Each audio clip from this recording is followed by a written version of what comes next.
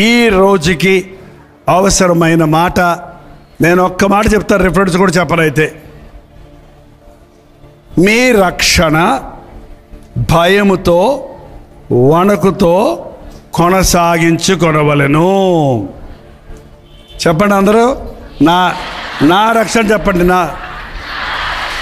భయముతో వణకుతో కొనసాగించుకుంటాను. ఎప్పటి వరకు?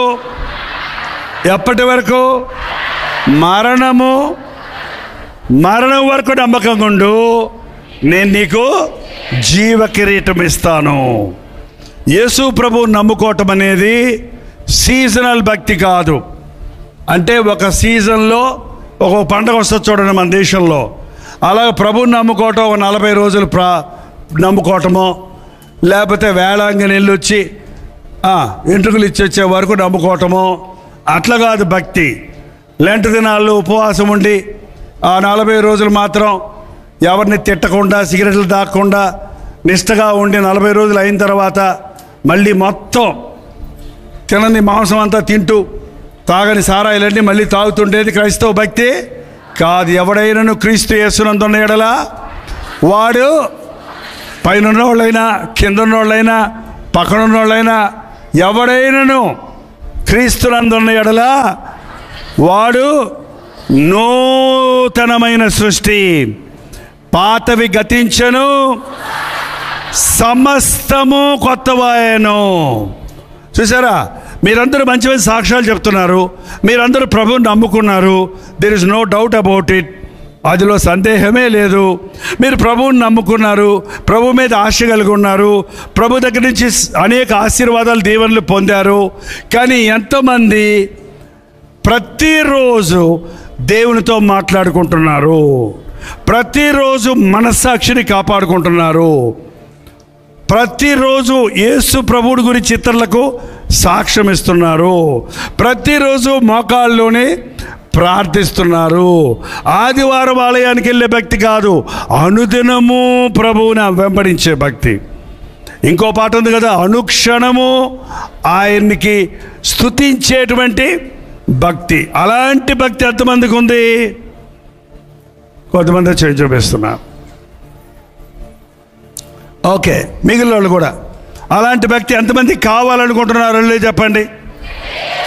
ఏంటి అంత నీరసంగా అయిపోయారు? అప్పుడే ఏం చేస్తామంటే మీరు ఇస్తానంటే వద్దంటామా? కావాలండి.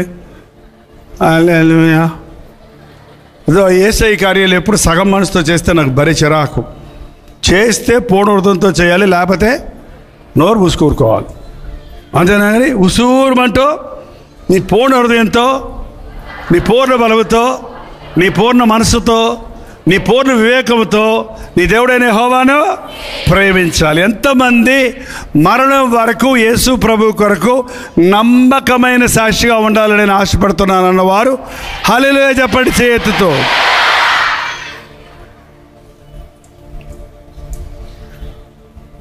మనం బతకాలంటే ఒక్కసారి అన్నం తింటే సరిపోద్దా? వారం రోజులు తిని ఆగిపోతే సరిపోద్దా? పోనీ ఒక సంవత్సరం ఎట్టగో ముక్కి తినేసి వదిలిపెడితే మిగిలిన కాలం బతుకుతామా? మరి ఏం చేయాలి? రోజు తినాలి.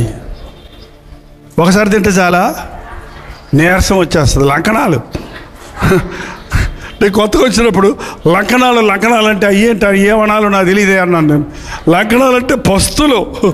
ఏంటంటే 3 లంకణాలు చేసావు, 5 లంకణాలు చేసామని చెప్తారు. లంకణాలు అంటే అది ఆహారం లేక పస్తుండటం. ఉపవాసం అంటే ఆహారం ఉండి తినకుండా ఉండడం ఉపవాసం. అంతేగాని ఇంట్లో ఏమీ లేదని తినకుండా మానేసి నేను ఉపవాసం ఉన్నానని చెప్పకండి. ఉపవాసం మంచి బిర్యానీ ఉన్నా, మంచి కోడికోడ ఉన్నా, ఈ పూట నేను దేవునితో ప్రార్థన చేసుకుంటాను అని ఉపవాసం ఉండాలి. మీరు ఎంతమంది ఉపవాస ప్రార్థనలు ఉంటారు? చూసారా, వారానికి 2 సార్లు పరిచయుడు ఉపవాసం ఉండి ప్రార్థిస్తాడట. అంతకంటే ఎక్కువ ఉండాలి మనం ఉపవాసం.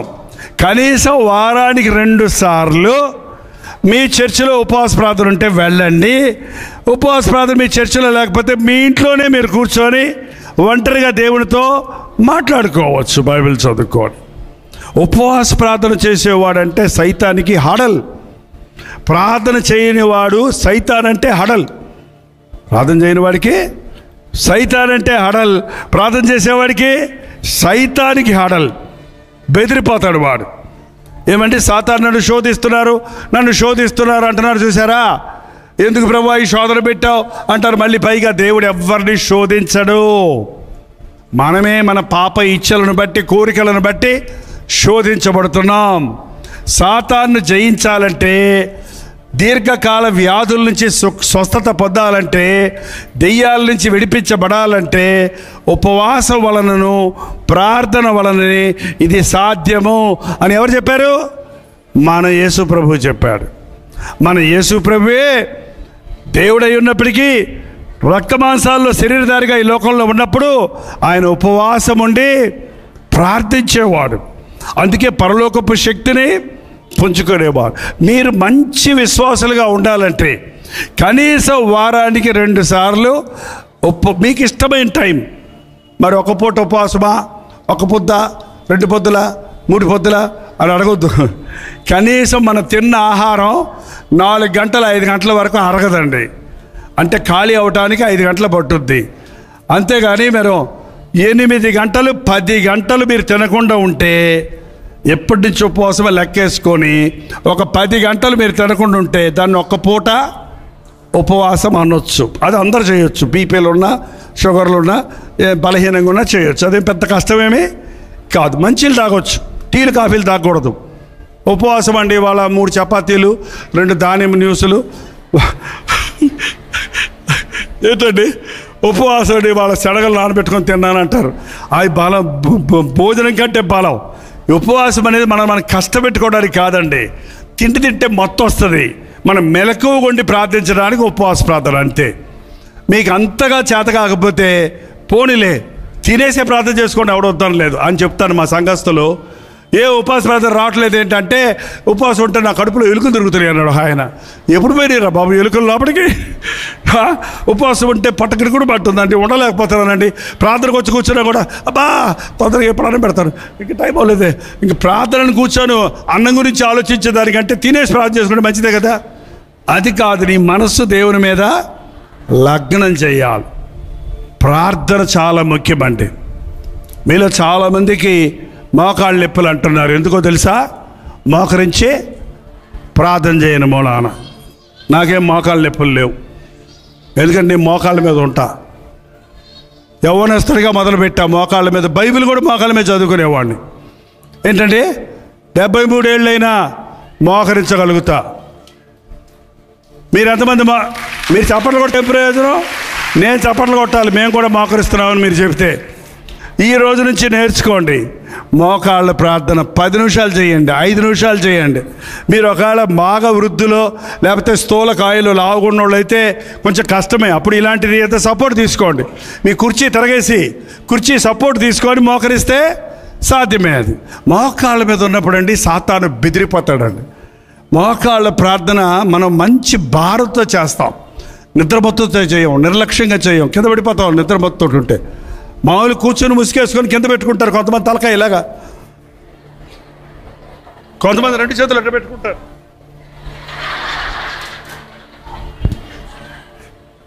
ఏంటండి పైన వాళ్ళకి కనపడుతుందా? చక్కగా చేతులు అడ్డ పెట్టుకుంటే హాయిగా నిద్ర వచ్చేస్తుంది. కొంతమందికి తలకాయ కింద పెట్టారా ఇంకో లోకానికి వెళ్ళిపోతారు ఇక. అందుకని మెలకువగా ఉండి ప్రార్థన చేయటం ముఖ్యం కాదు, మీరు మెలకువగా ఉండి ప్రార్థన చేయమన్నారు. ప్రార్థన చేసేవాడు సైతాన్ని ఓడిస్తాడండి. సాతాను శోధనలకి లొంగడు. యేసు ప్రభు 40 రాత్రులు 40 పగలు ఏమీ తినకుండా ఉపవాసం ఉండి ప్రార్థించాడు. ప్రార్థించినప్పుడు ప్రార్థన అయిన తర్వాత ఎవరు వచ్చారు? దేవదూతలు వచ్చారా? సాతాను వచ్చింది. ఏమంది? నువ్వు దేవుని కుమారుడు అయితే ఈ రాళ్ళు రొట్టెలుగా చేసుకొని తినే, అసలే ఆకలేస్తుంది. మంచి సలహా ఇచ్చారని గబుక్కన పుష్ అంటే అవ్వవా రాళ్ళు ప్రభు అంటే అవుతాయి. కానీ తిన్నాడా? ఏమని చెప్పాడు? మనుషుడు రొట్టె వల్ల మాత్రము కాదు, దేవుని నోటి నుండి వచ్చు మాట వలన బ్రతుకుతారు. ఈ బైబిల్ అంతా దేవుని నోటి నుండి వచ్చిన పని ఊపిరట. దేవుడు ఊదాడు. ఆయన మనసు, ఆయన శక్తి, ఆయన ధ్యాస, ఆయన ఆశ బైబిల్లో ఎలా బ్రతకాలని తెలియజేస్తానికి పరిశుద్ధాత్ముడి ద్వారా తెలియజేశాడు. అందుకే అన్నం తినకపోయినా బతకచ్చు, కానీ ఒక క్రైస్తవుడు బైబిల్ చదవకపోతే బతకలేడు, ఆధ్యాత్మికంగా బతకలేడు, స్పిరిచువల్గా బ్రతకలేడు. మోకాళ్ళుని ప్రార్థన చేయటము, రెండోది దేవుని వాక్యాన్ని చదవటం. నేను ఎక్కడికి వెళ్ళి ఇదే నేర్పిస్తున్నాను ఇప్పుడు. ఎందుకంటే మనుషులు వింటానికి అలవాటు పడ్డారే కానీ దేవుడితో మాట్లాడుకోవాలని ఆశ లేదు. దేవుడు కొంతమంది పాస్టర్లతోనే మాట్లాడతారా అని ఎక్కడ ఉందా? నమ్ముట నీ వల్ల అయితే, నువ్వు నమ్మితే నీకే. నీ కుమార్తెకు జ్వరం వచ్చిందనుకో, పాస్టర్ గారు ఇచ్చిన నూనె సీసా కావాలా? మీ ఇంట్లో నూనె సీసా ఉందా? ఇది కొబ్బరి నూనె రాసుకోవడం మానేశారా? ఈ పట్టణాల్లో రాసుకోవట్లేదులేండి ఇప్పుడు, స్టైల్ అంట. కొబ్బరి నూనె రాస్తే మీ ఇంట్లో ఉన్న బాటిల్ తీసుకొని నువ్వు నీ బిడ్డకి ప్రార్థన చేసి, ప్రభువా నా తప్పులుంటే క్షమించు, నా బిడ్డను స్వస్థపరచు, నీ నామంలో నమ్ముతానని నువ్వు నూనె రాసి సిలువ వేసి ప్రార్థన చేస్తే నీ బిడ్డను దేవుడు వెంటనే స్వస్థపరుస్తాడు. పాస్టర్ గారు ఇచ్చే నూనెైనా, నీ ఇంట్లో ఉన్న నూనెైనా, నూనెలో ఏమీ లేదు. ఎందులో ఉంది శక్తి? యేసయ్య నామములో శక్తి ఉంది. కాబట్టి యేసు ప్రభు నామంలో నువ్వు మోకరించి ప్రార్థిస్తే నీకు స్వస్థత కలుగుతుంది. దేవుని వాక్యాన్ని పఠిస్తే నీ విశ్వాసం వృద్ధి చెందుతుంది. మళ్ళీ ఏమన్నాడు సాతాను? అపవాది రెండోసారి ఏం శోధించాడు? నేత్రాశ, శరీరాశ. నేత్రాశ కొండ మీద తీసుకెళ్ళి పట్టణాలన్నీ చూపించి ఎంత అందంగా ఉంటాయో. విమానం దిగుతున్నప్పుడు విజయవాడ పట్టణం కూడా దగదగదగదగా అంటుంటాయి. నైట్ దిగుతున్నప్పుడు లైట్లు. ముంబై ఇలాంటి పట్టణాలు అయితే పెద్దగా దగదగదగా అంటుంటాయి. అన్ని దేశాలు, అన్ని పట్టణాలు చూపించి నువ్వు నాకు మొక్కు, ఇవన్నీ నీకు ఇచ్చేస్తాడన్నాడంట. ఏంటంటే అదే కదా ఇవాళ మనుషులు చేసేది. డబ్బుకు కక్కుర్తి పడి ఏదైనా చేయడానికి సిద్ధమే. ఏంటంటే అలా చూస్తున్నారు? డబ్బు లేకపోతే ఎట్ట బతుకుతామన్నారా? డబ్బుంటే బతుకుతారా? చెప్పండి. డబ్బుంటే బతుకుతారా? డబ్బులు ముఖ్యమా, దేవుడు ముఖ్యమా? నిజమేనా? డబ్బుల కోసం అబద్ధాలు ఆడొచ్చా? మోసాలు చేయొచ్చా? అన్యాయం చేయొచ్చా? దొంగిలించవచ్చా? ఎక్కడ దొంగిలించాలంటే మా ఆయన జేబులో నుంచి అంత హామే. మీ ఆయన జేబులో నుంచి తీసిన దొంగటారు దాన్ని, దొంగతనమే కదా. అబ్బే ఆయన స్నానానికి వెళ్ళినప్పుడు చొక్కా తెరిచిపోతాడంట. ఏమో కొంచెమే తీసుకుంటుంది, అంతా తీయదంట. ఒక 100 రూపాయలు తీసుకుంటుంది. ఆయన వస్తాడు, లెక్కెట్టుకుంటా ఉంటాడు. ఏమైంది ఒకటి తక్కువైంది, ఇదిగో ఎవరిని తీసావా? అబ్బే లేదండి. ఒకటి దొంగతనం చేసావు, రెండోది ఏం చేస్తున్నావు? అబద్ధం ఆడుతున్నావు. అబద్ధికులందరూ అగ్నిగంతకములతో మండే గుండంలో పోతారు. తీశానని చెప్పు, ఏం పోయింది? తిడతారు. పడు, సరేనండి ఇక తీయనండి చెప్పు, అయిపోయింది అంతంత గొడవ. ఇక నీకోసం ఆయన తాళం వేసుకొని పెట్టుకుంటాడు. రేపు నుంచి ఇంటి దొంగ ఈశ్వరుడైనా పట్టలేడురా బాబోయ్. దేవుడు నమ్ముకున్న వాళ్ళు దొంగలు ఉంటారా? ఉండరు. డబ్బు కక్కుర్తి పెడతారా? గొప్పలకి పోరు. ఏమిస్తానన్నా నా దేవుని కొరకు నేను బ్రతుకుతాను. మనస్సాక్షిని పాడేసుకోను. శరీరాశ, నేత్రాశ, జీవపు డంబం. గొప్పలు కావాలి కొంతమందికి, గొప్పలు కావాలి. పొగడ్తల కొరకు డబ్బులు ఇచ్చి పొగడించుకుంటారంట కొంతమంది. ఏంటంటే కొంతమంది కాணிకలు పంపేది కూడా అందుకే, టీవీ పరిచర్యకు. కాணிక ఇస్తారంట, పాస్టర్ గారితో ఫోటో తీసుకోవచ్చు అంట. ఏం అక్కర్లా, ఎన్ని గొడవలు తీసుకోండి నాతో, ఏం అక్కర్లా, 10 పైసలు అక్కర్లా నాకేమి. తీసుకోండి, నేనేమో అరిగిపోతానా? ఫోటోలు తీస్తే మీరేమైనా అరిగిపోతారా? మీకేమైనా వచ్చేస్తుందా? ఏం లేదు, అది చేద్దాం మరి. అబ్బా నాతో అందరు ఫోటోలు తీసుకోకూడదు, డబ్బులు ఇచ్చినట్టుకే ఫోటోలు రండి, లైన్లో రండి. అది పద్ధతి కాదు, వాక్యానుసారమైంది కాదండి అది. ఈరోజు చూడండి, మనుషుడు డబ్బు కోసం కక్కుర్తి పడుతున్నాడు, కానీ దేవుడు అన్నీ ఇస్తాడు. నీ ఇంట్లో అన్నీ ఉన్నాయా? ఉన్నాయా? యెహోవా నా కాపరి, నాకేమీ లేదు అని చెప్పిందంట సండే స్కూల్ పాప. యెహోవా నా కాపరి, నాకేమీ లేదు. ఏమీ లేదా? నాకు లేమీ లేదు అంటే నాకు కొరత లేదు. యేసయ్య మనకి ఒకేసారి 100 ఎకరాల పొలం ఇవ్వడండి, ఒకేసారి కోట్ల రూపాయలు ఇవ్వడండి, ఒకేసారి 3 కేజీల బంగారం ఇవ్వడండి, ఒకేసారి 4 బకెట్ల బిర్యానీ ఇవ్వడండి. తింటే చచ్చిపోతావు నువ్వు. ఎన్ని ఉన్నా ఏ టైంకు ఏది కావాలో అది లేకపోతే ప్రయోజనం ఉందా? అన్నీ ఉన్నాయి, అవసరమైంది లేదు. ఇంట్లో కూరకి అన్నీ ఉన్నాయి. చికెన్ తెచ్చుకున్నావు, పసుపు తెచ్చావు, కారం తెచ్చావు, జీలకర్ర, ఆవాలు, గోంగూర, ఉల్లిపాయలు అన్నీ వేసావండి. అన్నీ వేసిన తర్వాత గుర్తొచ్చింది ఉప్పు లేదు. ఇప్పుడు కూర వద్దా మళ్ళీ మార్కెట్కి వెళ్ళి తెచ్చేదాకా? ఏంటండి, అన్నీ ఉన్నా అవసరమైంది లేకపోతే అదే దరిద్రం. కానీ ఏమీ లేకపోయినా ఏ సమయానికి ఏది కావాలో అది ఉంటే చాలు.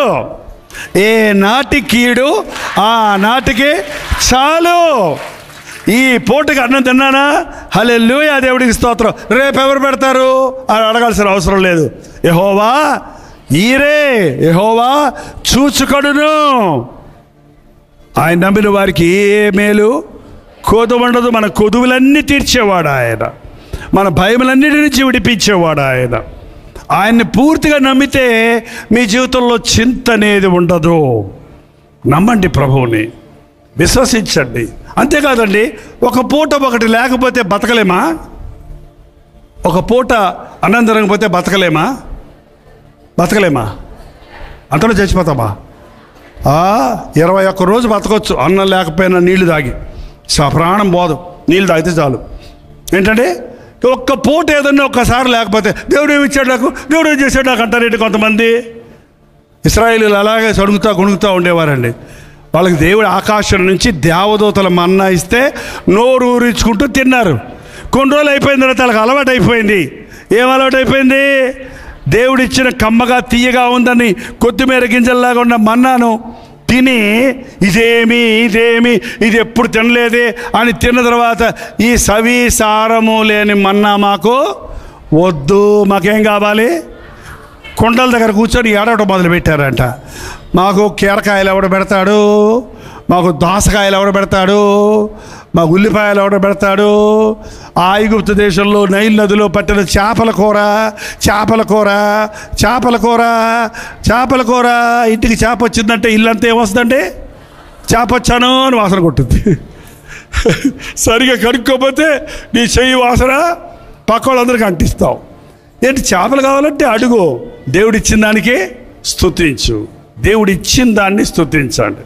ప్రభా, ఈరోజు ఈ పచ్చడన్నం ఇచ్చావు, నీకు వందనాలు.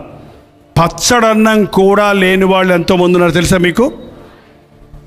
ఒక్క పూట తిండి కూడా లేని వాళ్ళు, రోడ్ల మీద ఇల్లు వాకిలి లేని అనాథలు ఎంతోమంది ఉన్నారు. మేము మధ్య కొత్తగా ఈ సేవ, అనాథాశ్రమాల సేవ, స్ట్రీట్ మీటింగ్ అని ప్రారంభించాం. మెడ్రాసు వీధుల్లోకి వెళ్ళిపోతాం మేము. ప్లాట్ఫామ్ల మీద పడుకొని ఉంటారు, కింద పడుకొని ఉంటారు. ఆ లుంగి పంచో ఆ చీర అట్ట పట్టేసుకొని పొట్టలన్నీ లొట్టలడిపోయి ముసలోళ్ళు చాలామంది, పడుచోళ్ళు కూడా కొంతమంది. వాళ్ళు చూస్తే మరి అన్నం ప్యాకెట్ తీసుకెళ్ళి బాబా అన్నం తిన్నావా అంటే తినలేదయ్యా అంటే వాడు తింటుంటే చూసి ఎంత సంతోషం అవుద్దంటే, ఎంతమంది అలా ఉన్నారో. యేసయ్య నిన్ను దీవిస్తాడు అని మమ్మల్ని దీవిస్తారు వాళ్ళు అన్నం పెడితే. ఏంటంటే మనం అన్నం గురించి ఆలోచించుకుంటున్నాం కానీ అన్నం లేని వారు ఎంతరో ఉన్నారు. మీరు అన్నం తినేటప్పుడు ప్రార్థన చేసుకుంటారా? తొందరగా చెప్పండి, తొందరగా ముగిస్తాను. అప్పుడు కొంతమంది సరిగ్గా చెప్పటం లేదు, అంటున్నారు కొంతమంది. ఏంటది చేసుకుంటారు అంతేనా? అదే ప్రార్థన ఏంటండి? ఆహారం ఇచ్చినందుకు వందనాలు ప్రభువా, లేని వారికి దయచేయి. ఈ ఆహారం పాయిజన్ అవ్వకుండా, ఫుడ్ పాయిజన్ అవ్వకుండా ఈ ఆహారాన్ని పరిశుద్ధపరచు అని ప్రార్థన చేసుకొని తినండి. కుళ్ళిపోయిన సద్దన్నమైన జలుబు రాదు, దగ్గు రాదు. ప్రార్థన చేసుకోకుండా జొమాటోలో ఆర్డర్ ఇచ్చుకొని తినండి. అది మీరు కూడా ఉంది ఆ జమోటా భీమవరంలో. అబ్బో, వాడు ఏమేం కలుపుతాడో తెలియదు అందులో. అది తింటున్నారు. రెండో రోజేమో పొట్ట జబ్బు వచ్చి డాక్టర్ దగ్గరికి వెళ్తున్నారు. వాళ్ళేమో 3 రోజులు మాత్రలు వేసుకోమంటున్నారు. 3 రోజులు అన్నం తినకు పెరుగన్నమే తినమంటున్నారు. ఒక పూట చికెన్ ఫుడ్ పనికి మళ్ళీ కుళ్ళిపోయిన చికెన్ తిని 3 రోజులు పస్తుంటున్నావు. దేవుని కోసం ఉండమంటే అబ్బే కుదరదు అంటారు. ఈ రోజు నుంచి వినండి, ఆహారం తినేటప్పుడు దేవుణ్ణి ఆహారము ప్రార్థన చేసుకోకుండా మింగొద్దు అని బైబిల్లో ఉంది. దేవుణ్ణి స్తుతించండి. ఏ పూటకు ఆ పూట ఏది కావాలో అది అడగండి. మనం దేవుని మీద విశ్వాసం ఉంచడం అంటే మన అవసరతలన్నిటి కొరకు ప్రభు మీద నమ్మకం ఉంచాలి. మన ఇంట్లో చంటి పిల్లలు ఉంటారమ్మా. చంటి పిల్లలు ఏడుస్తున్నప్పుడు తల్లి పాలు ఇస్తుంది. పాలు ఇచ్చి 3 నిమిషాలు 5 నిమిషాల్లో బిడ్డ ఏమవుతుంది చెప్పండి? నిద్రపోద్ది, ఊరుకుంటుంది, ఏరు మానేస్తుంది. మానేశాక ఏమన్నా అంటదా? మమ్మీ సాయంకాలం మళ్ళీ పాలు ఇస్తావా, రేపు ఇస్తావా, నేను అన్నం తినేదాకా నాకు పాలు ఇస్తూనే ఉంటావా అని ఎప్పుడైనా అడుగుద్దా? ఒకవేళ నోరున్నా కూడా అడగదు. మా అమ్మ ఇస్తుంది, తన రక్తాన్ని పాలగా మార్చి నాకు ఇస్తుంది అని తల్లిని బిడ్డ నమ్మినట్టు నా ప్రభువు రక్తం చిందించి నా అవసరతలన్నీ తీర్చడానికి, నా శాపములన్నీ కొట్టివేయటానికి ఈ లోకంలోనికి వచ్చిన ప్రభువు నన్ను రక్తమిచ్చినంతగా ప్రేమించిన నా పరమ తండ్రి, నా పరమ తల్లి. తల్లి అయిన మరచును కానీ నేను నిన్ను మరవనన్నాడు. తల్లి ఎందుకు మర్చిపోద్దులే అనుకుంటున్నాం మనం కదా. ఇవాళ ఎంతమంది తల్లులు, ఆమె ఆటోలో కూర్చొని చంటి పిల్లని తీసుకెళ్ళి ఆటోలో కూర్చొని ఫోన్లో మాట్లాడుకుంటూ బిడ్డను వదిలిపెట్టేసి మాట్లాడుకుంటూ వెళ్ళిపోయిందంట ఆటో దిగి. అరే, సెల్ ఫోన్ బిడ్డ అయిపోయింది. ఇప్పుడు బిడ్డల్ని పక్కన పడేస్తున్నారు, సెల్లుని గుండెల మీద వేసుకుంటున్నారు. ఎంత భయంకరం చూసారా? అందుకే తల్లులైనా మర్చిపోతారు, తండ్రులైనా మర్చిపోతాడు, నరులెల్లరూ మనల్ని విడిచిపెడతారు, కానీ నిన్ను విడవను, నిన్ను ఎడబాయను. ఎంతమంది మీ బిడ్డల్ని దేవుని సేవకి ఇచ్చారు? చేతండమ్మా. సేవకి మీ బిడ్డలు ఇచ్చిన వాళ్ళు 1, 2, 3, 4, 5 ఏళ్ళతో లెక్కెట్టేయచ్చు అంతే. ఎంతమంది బిడ్డలు ఉన్న వాళ్ళందరూ చేయొద్దండి. ప్రథమ ఫలం ఎవరి సొత్తు? నీ కుమార్తె కుమారుడు మొదటి పెట్టి ఎవరి సొత్తు? మరి దేవుడికి ఇచ్చావా, సాతానికి ఇచ్చావా? సాతానికి ఇస్తే వాడు తాగుబోతాడు అయిపోతున్నాడు. సాతానికి ఇస్తే వాళ్ళు ఏమైపోతున్నారండి? రోగాల పాలైపోతున్నారు. యవనస్తులు దేవుని చేతికి అప్పగించుకోకుండా వారి జీవితాన్ని సాతానికి అప్పచెపితే 30 ఏళ్ళకి ముసలోళ్ళు అయిపోతున్నారు. బీపీలు, షుగర్లు, హార్ట్ అటాక్లు 40 ఏళ్ళకి చచ్చిపోతున్నారు. ఏంటంటే దేవుని చేతుల్లో పెట్టండి మీ బిడ్డల్ని. జబదయి కుమారుల తల్లి తన 2 కుమారులు తీసుకొచ్చి ఏమని అడిగింది? ఒక ఆయన్ని బిషప్ని చేయి, ఒక ఆయన్ని పాస్టర్ చేయమని అడిగిందా? ఈ నా కుమారులిద్దరు నీ రాజ్యంలో నీ కుడి పక్కన ఒకడు, ఎడం పక్కన ఒకడు. నా దేవుని రాజ్యంలో నా బిడ్డలు గొప్పవాళ్ళు అవ్వాలి. నాకు వచ్చిన 3 బిడ్డలు దేవునికి ఇచ్చేసాం.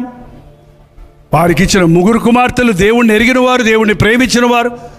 వారికి ఇచ్చిన 3 భార్యలు నా కుమార్తెలే కోడళ్ళు అన్నాం మేము. ఏంటండి? వాళ్ళు దేవుణ్ణి ఎరిగి దేవుని సేవ చేస్తున్నారు. ఎవరు ఉద్యోగం చేయట్లేదు మా ఇంట్లో, ఎవరు ఉద్యోగం చేయట్లేదు. ఎట్ట బతుకుతున్నారంటే మీకే అమెరికా డబ్బు వస్తుంది అంటారు. అమెరికా డబ్బులు ఎక్కడ ఉన్నాయండి? పనికిమాల డబ్బులు, గబ్బు డబ్బులు. ఏం డబ్బులు? $1 కూడా అమెరికా డబ్బులు మనకు రావు. మనకి వచ్చేటట్టు మార్గం మేము పెట్టుకోవాలా. మన బ్యాంకులో ఎవరైనా మన తెలుగు వాళ్ళు అక్కడికి వెళ్ళి డబ్బులు పంపించాలన్నా బ్యాంక్ వాళ్ళు అక్కడే రిటర్న్ చేస్తారు. ఎందుకంటే మేము ఏదో అంటారు ఎన్ఆర్సీ ఏదో అంటే ఆ భాష రాదు నాకు అసలుగా. డాలర్లు తెచ్చుకోవాల్సిన అవసరం లేదు. స్వదేశ సేవ స్వదేశ కానుకలతోనే జరగాలి. అయినా కానుకలు ఇచ్చేది మీరా దేవుడా? దేవుని చిత్తములో చేసిన సేవకు దేవుని సహాయం తక్కువ కాదు. చూడండి, ఎంత చెట్టుకో అంత గాలి. నీకు ₹1.25 సేవ చేయగలిగాను, 725 రూపాయలతో సేవ చేయగలిగాను, 7,000 రూపాయలు, 70,000 రూపాయలు, 7 లక్షలు సేవ అయినప్పుడు అంతా ఇస్తున్నాడు.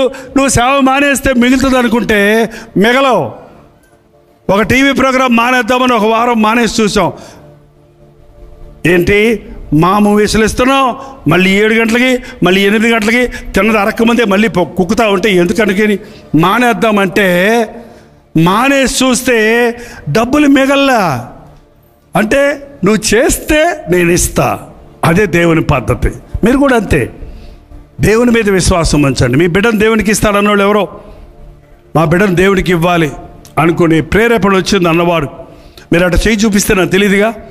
954041 954041 నెంబర్కి ఒక వాట్సాప్ మెసేజ్ వాయిస్ పెట్టవచ్చు. మీకు తెలుసా, మీరు నొక్కి మాట్లాడితే మీ మాటలు అట్టగా నేను వింటా నా చెవుల్లో పెట్టుకోను. మా అబ్బాయి పేరు, మీ పేరు, మీ ఫోన్ నెంబర్ ఆటోమేటిక్గా వచ్చేస్తుంది మాకు. దాన్ని పెట్టి ప్రార్థన చేద్దాం. సేవకి వస్తాను అంటాం సులభం, రావటం అతి కష్టం. సేవకు ఇస్తాను అంటాం సులభం, కానీ ఆ బిడ్డను దేవుడి సేవ చేసినట్టుగా పెంచటం చాలా కష్టం. హన్నా ఇస్తాను అంది దేవునికి, ఇచ్చిందా లేదా? చిన్నపిల్లోని తీసుకొచ్చి మందిరంలో వదిలిపెడితే ఉంటాడా? మీరు పిల్లల్ని కాలేజ్ ఎల్కేజీ యూకేజీ తీసుకెళ్తారు కదా, వదిలిపెట్టేట్టు రోజు ఏం చేస్తారు చెప్పండి? పిల్ల ఉంటుంది అక్కడ, అబ్బో ఏడుస్తూనే ఉంటుంది. వచ్చి ఇంటికి మమ్మీ మమ్మీ మమ్మీ, ఆ టీచర్కి బాగా ఒప్పుకుంటారు కదా. మరి వదిలిపెట్టి మళ్ళీ సంవత్సరం దాకా వెళ్ళలేదు, మమ్మీ అనలేదు. చెప్పింది తల్లి, రే నువ్వు దేవుడిచ్చిన వరమురా, నువ్వు గర్భంలో ఉన్నప్పుడే దేవునికి ప్రతిష్ఠించుకున్నాను రా, నువ్వు దేవుని సేవ చెయ్యాలరా అని ఉగ్గుపాలతో నేర్పిస్తారని చూసారా? అలా నేర్పించింది కాబట్టి సమూయేలు పెద్దవాడైనప్పుడు గొప్ప ప్రవక్త అయ్యాడు. మీ బిడ్డలను దేవునికి ఇవ్వండి, దేవుని రాజ్యంలో గొప్పవారుగా ఉంటాడు. వారిలో ఒంటరైన వాడు 1000 మంది అవుతాడు. మా నాన్న నన్ను డాక్టర్ చదివించాలనుకున్నాడు. ఎంబీబీఎస్ చదవడానికి రంగరాయ మెడికల్ కాలేజీలో కాకినాడలో జాయిన్ అవ్వడానికి సిద్ధంగా ఉన్నాను. నేనేమో సినిమా యాక్టర్ అవ్వాలనుకునేవాడిని, పిచ్చోడిని. అప్పుడప్పుడు జ్యోతిష్కుడి దగ్గరికి వెళ్ళి నేను యాక్టర్ అవుతానా, డాక్టర్ని అవుతానా?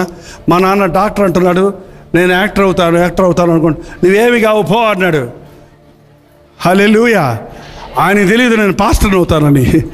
యాక్టర్ కాదు, డాక్టర్ కాదు, నువ్వు పాస్టర్ అవ్వమన్నాడు దేవుడు. అంటే మారు మనసు పొందిన వెంటనే మా నాన్న అన్నాడు, ప్రథమ ఫలము దేవుని సొత్తు. నేను ప్రార్థన చేసుకున్నాను. ఇర్మియా గ్రంథం 1:4-5 వచనాల ద్వారా, నీ తల్లి గర్భంలో ఉన్నప్పుడే నేను నిన్ను ఎరిగి తిని, నిన్ను ప్రతిష్ఠించి తిని, జనములకు ప్రవక్తగా నిన్ను ఏర్పరిచి తిని అని వాగ్దానం ఇస్తే వెంటనే దేవునికి లోబడ్డానండి. ఒక్క రోజులో పెద్ద పాస్టర్ అవ్వాలా చెప్పాను కదా. ఈ భీమవరం ప్యాసింజర్ ట్రైన్లో వచ్చి సేవ చేశాను. బైక్ మీద వచ్చి, ఈ బైక్ అంటే లోనా లాంటి బైక్, చిన్న బైక్ ఉంటాయే, బైక్లో తణుకు నుంచి ఎన్నోసార్లు వచ్చాను. చిన్న రైల్లో ప్రయాణం చేసి ఎక్కడికన్నా మీటింగ్కి వెళ్తే కింద న్యూస్ పేపర్ వేసుకొని, టికెట్ లేక, ఆ సీట్ లేక అక్కడ న్యూస్ పేపర్ మీద పడుకొని ట్రావెల్ చేశాను. బస్సుల్లో ఒంటి కాలు మీద నిలబడి ఖమ్మం నుండి విజయవాడ దాకా, కొత్తగూడెం మీటింగ్కి వెళ్ళి ఆ ఖమ్మం నుండి విజయవాడ దాకా ఇట్టా ఏంటి రంబాడీలో వాళ్ళ సేవ చేయడానికి వెళ్ళాం. అవన్నీ తట్టుకున్నాను కాబట్టే నిలబడ్డా. ఈ సేవ నేను చేయలేని పోయినుంటే ఈరోజు జైపాల్ అడ్రస్ ఉండేది కాదు. ఏడా జైపాలు ఏమో ఎటుపోయాడు ఎవడు తెలుసు. ఏంటంటే దేవుడు విడువక ప్రేమించేవాడు, మనం ఆయన్ని విడువక వెంబడించాలి. ఆ మాట అందరూ చెప్పండి నాతోటి. అబ్బే వినలేదు, నాకు తెలిసింది. దేవుడు విడువక ప్రేమించేవాడు, మనం ఆయన్ని విడువక వెంబడించాలి. మరోసారి చెప్పండి, అందరు గట్టిగా చెప్పండి. హల్లెలూయా. ఇప్పుడు లేచి నిలబడితే ప్రార్థన చేద్దామండి. కళ్ళు మూసుకోండి, అందరు కళ్ళు మూసుకోండి. శబ్దం నిశ్శబ్దం. ప్రభు ఆశీర్వాద ప్రార్థన చాలా ప్రాముఖ్యమైంది. ఇంతవరకు మీరు విన్న మాటలు మీ హృదయంలో పనిచేయాలంటే దయచేసి కదలొద్దు, కళ్ళు మూసుకోండి. పరిశుద్ధుడా, ప్రేమగల తండ్రి, ఉదయం నుండి మధ్యాహ్నం నుండి ఇప్పటి వరకు నీ బిడ్డలను అనేక స్థలాల నుంచి తీసుకొని వచ్చావు. నీవు చేసిన మేలులు ఎన్నో ఉన్నవని నీ గురించి సాక్ష్యాలు ఇస్తూ వచ్చారయ్యా. అదే సమయంలో వారి బాధలు, కష్టాలు, వారి శ్రమలు నీ సన్నిధిలో చెప్పుకోవాలని వచ్చారయ్యా. ప్రార్థన సహాయము కోరాలని వచ్చారయ్యా. ప్రభువును వెంట పెట్టుకొని వెళ్ళినట్లుగా నేడు నేను నీ ఇంట ఉండవలసి ఉన్నదని జక్కయ్యతో చెప్పినట్లుగా ఈ బిడ్డలకు నీవు తోడుండి నడిపించుము నాయన. తిరిగి వెళుతున్నప్పుడు నా ప్రభువు నాకు తోడున్నాడన్న ధైర్యంతో, నా మనవులు విన్నాడు అన్న విశ్వాసముతో, ఇది మొదలుకొని దేవుడు నన్ను ఆశీర్వదిస్తాడు అన్న నమ్మికతో వెళ్ళడానికి సహాయం చేయము. క్రీస్తు నామములో అడుగుచున్నాను తండ్రి. మన తండ్రి అయిన దేవుని యొక్క ప్రేమయు, కుమారుడైన క్రీస్తు యొక్క కృపయు, ఆదరణకర్త అయిన పరిశుద్ధాత్మ యొక్క సహవాసమును కూడి వచ్చిన మనందరికీ ఇప్పుడును సదాకాలమును తోడై ఉండను గాక. ఆమేన్, ఆమేన్, ఆమేన్.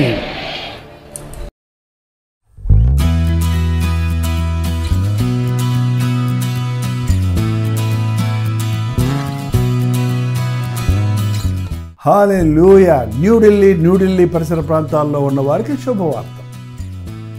ప్రభుత్వమైతే ఈ నవంబర్ 12వ తారీఖున YWCA కాన్స్టంటియా హాల్లో 1 డే గెట్ టుగెదర్ను న్యూఢిల్లీలో మీ కొరకు ఏర్పాటు చేస్తున్నాం. మధ్యాహ్నం 2 గంటల నుంచి 6 గంటల వరకు, అలాగే 6 గంటల నుంచి 9 గంటల వరకు జరిగే ఈ 2 సెషన్స్ తెలుగువారు, హిందీవారు, తమిళ వారు మీరు పాల్గొంటారని మనందరం కలిసి దేవుని స్తుతించడానికి, ప్రార్థించుకోవడానికి, ముఖ్యంగా టీవీ ద్వారా, సోషల్ మీడియా ద్వారా వాక్యం వింటున్న మిమ్మల్ని ముఖాముఖిగా చూడాలని, మీకోసం ప్రార్థించాలని, వ్యక్తిగతంగా మీకోసం ప్రార్థించాలని వెళ్ళి వస్తున్నాం. రండి, పాల్గొనండి, దైవాశీస్సులు పొందండి. మరిన్ని వివరాలు కావాల్సిన వారు 8939393939 నెంబర్కి కాల్ చేయండి, లేదా ఈ QR కోడ్ స్కాన్ చేసుకోండి. గుర్తుపెట్టుకోండి, నవంబర్ 12వ తారీఖు న్యూఢిల్లీలో YWCA కాన్స్టంటియా హాల్లో, అశోక్ రోడ్లో ఉన్న హాల్లో 1 డే గెట్ టుగెదర్ జరుగుతుంది. రండి, మీ స్నేహితుల్ని, బంధువుల్ని అందరినీ కూడా ఆహ్వానించండి. తప్పకొస్తారు కదా.